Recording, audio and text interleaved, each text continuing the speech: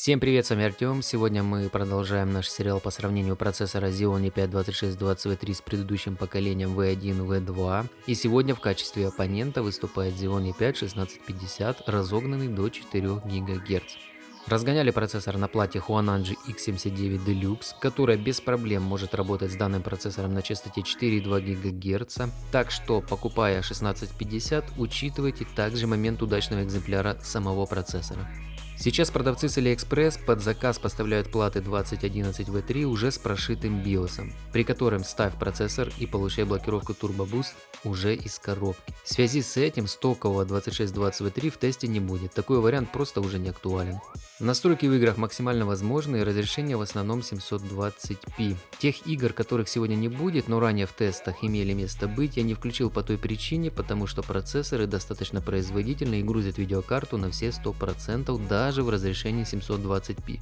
Что касается диаграмм, то это результат чистого прогона бенчмарка FPS без захвата и оверлея, возможно погрешность с видео.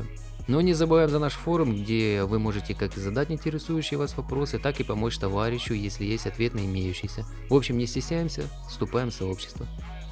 Первый проект у нас это Lara, средняя частота кадров по всему бенчмарку 96/96. Производительность получилась 1 в 1. В начале третьего эпизода с рынком 1650 наказывает 2620V3, но на самом рынке уже не успевает за оппонентом.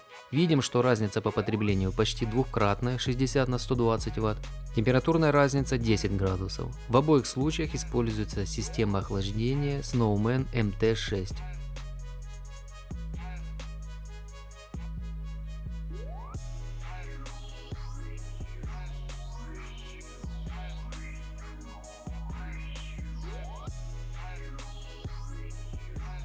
GTA 5, средняя частота кадров 69/71, можно считать, что очень похожий результат.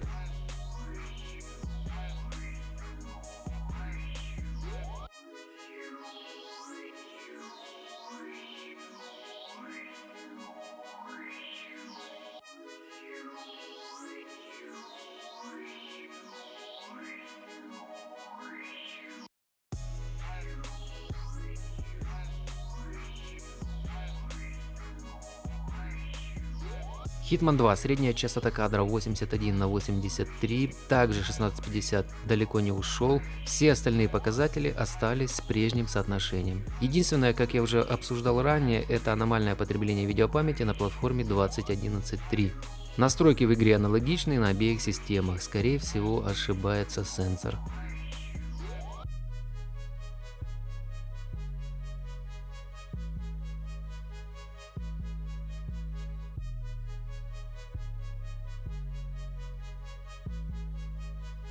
В PUBG у нас средняя частота кадров 137/164, тут уже конечно оторвался 1650 по полной, хотя на демонстрируемом отрезке просматривается полный паритет. В общем, программе по расчету FPS похоже виднее.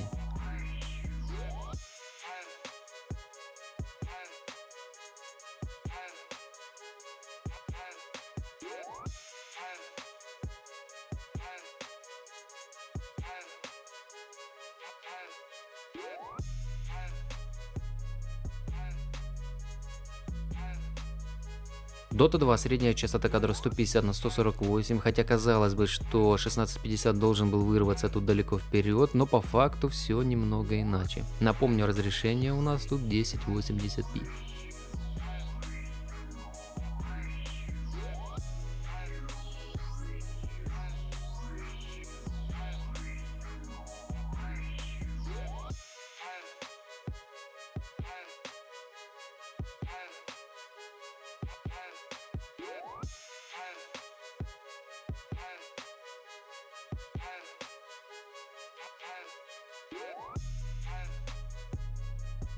Watch Dogs 2, средняя частота кадров 71/74, в данном проекте вырвать 3 кадра это неплохо, в любом случае разница не критическая и для ультра настроек это хороший результат. По потреблению, конечно, 1650 местами жрал за 130 Вт.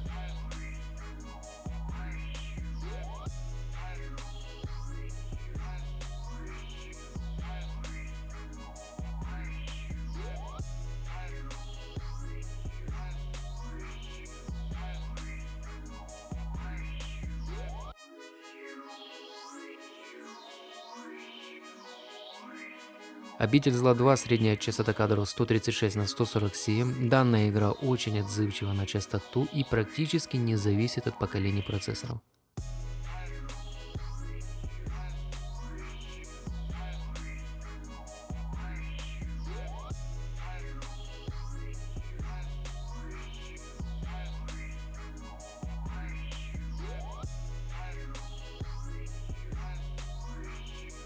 CSGO средняя частота кадров 311 на 310 с просадками в дымовых завесах до 80 кадров. Более высокая частота не особо тут помогла 1650.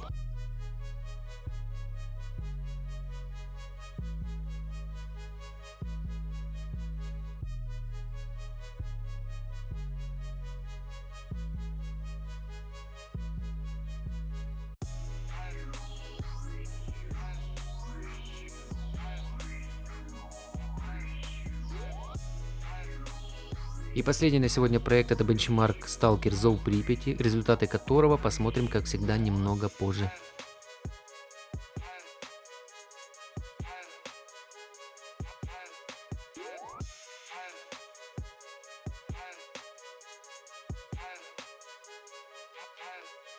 Вот такие получились результаты. По представленным играм и данным разгоном 1650 на 4 ГГц можно считать, что очень схожи процессоры по производительности. У самих комплектов разница плюс-минус $15.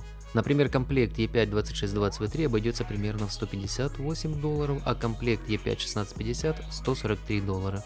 На мой субъективный взгляд, лучше всего, конечно, комплект 2011-3 взять. Ознакомиться с ценами можно будет в описании в закрепленном комментарии. За 1650 хочется добавить, что не разгоняя его, можно поставить в более дешевую материнскую плату, то есть уже имеющийся комплект, например, перейти с 2620V1V2 или 2640. По стоимости сейчас 1650 обходится так же, как и E5-2667, при этом частота будет не 3,2 ГГц, а уже 3,6 ГГц. Но на 3 мегабайта меньше кэша L3. По поводу нагрева радиатора VRM, то, например, в игре Watch Dogs 2 палец можно удержать примерно на 4-5 секунд. В дальнейшем в сообществе постараюсь показать температуру по факту. Огромное вам спасибо за просмотр. Если вам понравилось видео, поставьте, пожалуйста, палец вверх. Прокомментируйте, что вы думаете о данных процессорах и какой сейчас, на ваш взгляд, является более оптимальный вариант для покупки. Не забываем заскочить на наш форум. С вами был Артем, не болеем. Всем добра.